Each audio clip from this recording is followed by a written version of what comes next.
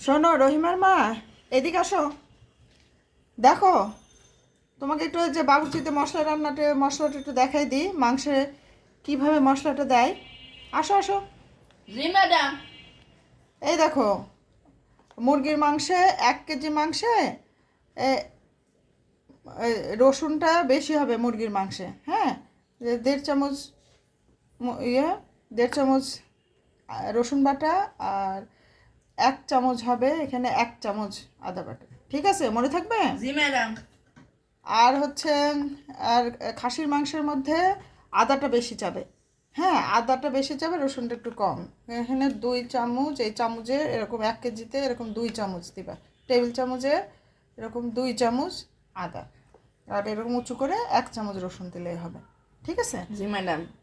আর হচ্ছে গরুর মাংসের মধ্যে সমান সমান যাবে। হ্যাঁ, আদা রসুন সমান সমান। 2 চামচ আদা, 2 টেবিল চামচ আদা, আর এই যে 2 চামচ রসুন।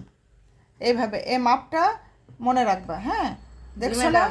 বাবুর্চিদের রান্না কত মজার হয়? ওরা মশলার পরিমাণটা ঠিক রাখে দেখে তত মজার হয়। হ্যাঁ, ঠিক আছে, ম্যাডাম। ঠিক আছে।